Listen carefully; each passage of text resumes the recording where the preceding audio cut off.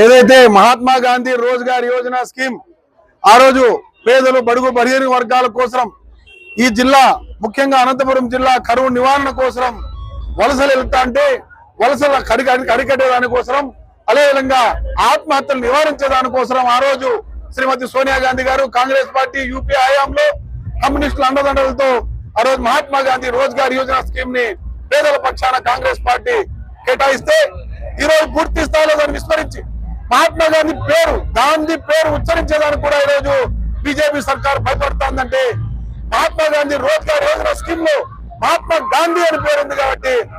మార్చేదానికోసం ఈ రోజు కుట్ర పన్నుతున్నారు. అదేవిధంగా 40% నిధుల్లో కూడా కోత విధిస్తూ ఇంతకుముందు 90% నిధులు కేంద్ర ప్రభుత్వం కొనసాగిస్తా అంటే 40% నిధులు రాష్ట్ర ప్రభుత్వం 60% కేంద్రం అంటున్నారు. ఎంతవరకు సముచితం?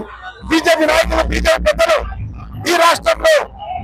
ఎన్డీఏ కూటమి పరిపాలిస్తా ఉంది. ఎన్డీఏలో ఉండే బీజేపీ నాయకులు ముఖ్యంగా ఈ జిల్లాలో ఉండే మంత్రులను కూడా అడుగుతున్నాం, అయ్యా మీరు ఏదో రకంగా అనంతపురం జిల్లాని ఆదుకోండి, మరియు మహాత్మా గాంధీ రోజ్గార్ యోజన స్కీమ్ ని విస్తరించాలని ఈ రోజు సిపిఐ ఆధ్వర్యంలో రామకృష్ణ గారు చేసినటువంటి ఈ పాదయాత్రకు కాంగ్రెస్ పార్టీ ముందు నుంచి కూడా మద్దతు ఇస్తామని, ఈ పేరు మరీ కొనసాగించే కూడా వివిధ రూపాల్లో ఉద్యమాలు చేస్తామని చెప్పేసి తెలియజేస్తున్నాం.